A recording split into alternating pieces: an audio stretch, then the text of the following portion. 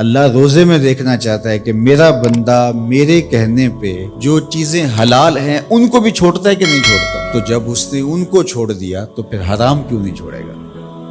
اور جس نے روزے میں حرام بھی نہیں چھوڑا، غیبت بھی نہیں چھوڑی، جھوٹ بھی نہیں چھوڑا، لوگوں کو اذیت دینا بھی نہیں چھوڑا، تلخ رویے بھی ترک نہیں کیے، گالی گلوچ سب و شتم کا مزاج بھی ترک نہیں کیا، لوگوں سے رشوت لینا اور لوگوں کو اذیت دینا بھی ترک نہیں کیا، تو پھر وہ بھوک کاٹ رہا ہے. وہ اللہ کے حکم کی تعمیل نہیں کر رہا ہے، وہ تو کہہ رہا ہے کہ میں تمہارا امتحان لینا چاہتا ہوں، تم حلال بھی چھوڑو گے اور یہ حرام بھی چھوڑنے کے لیے تیار نہیں ہے. تو پھر روزہ ہی نہیں. ہم ہر سال مشق کرتے ہیں، ماہ سیام گزر جاتا ہے، پھر جہاں کھڑے ہوتے ہیں وہیں کھڑے ہوتے ہیں، جبکہ روزہ تو 1 مہینے کی ٹریننگ ہے.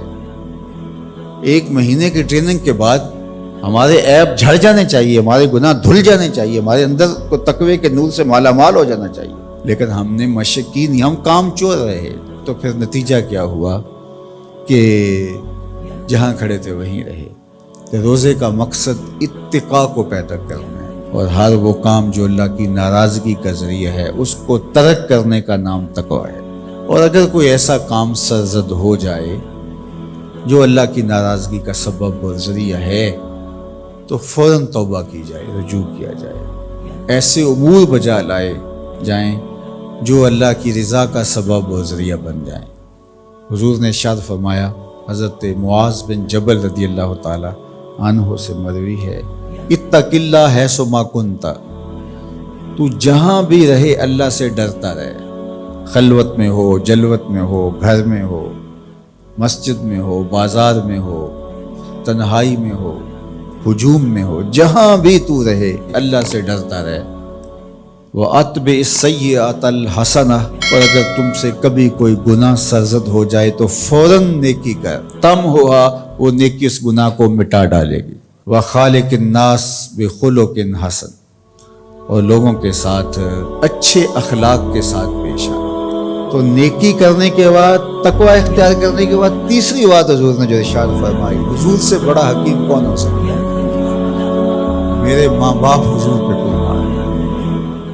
یہ ہوتا ہے، تھوڑی نیکیاں کر کے لوگ پھول جاتے ہیں، تھوڑی سی پرہیزگاری اختیار کر لی تو سمجھے کہ ہمارے جیسا زمانے میں کوئی کارنامہ سر انجام دے دیا، کوئی کام ہو گیا تمہارے ہاتھ سے تو تم لوگوں کے ساتھ بدتمیزی کرنے لگ جاتے ہو. یہ تو ہمارا دین نہیں کہتا. تو فرمایا اتق اللہ حیث ما کنت، جہاں بھی رہے ایک تو اللہ سے ڈرتا رہنا، اور دوسری بات ارشاد فرمائی اتبع السیئۃ الحسنہ، جب تم کوئی برائی کر بیٹھو تو اس کے فوری بعد تم نیکی کرو، تم ہوا وہ مٹا ڈالے گا. اس کو لکھتے لکھتے دھبا لگ جائے تو اس کو ریموو کر دیتے ہیں. زندگی میں چلتے چلتے گناہ سرزد ہو جائے تو نیکی سے اس کو ریموو کر، تم ہوا مٹا ڈالے گی اس کو.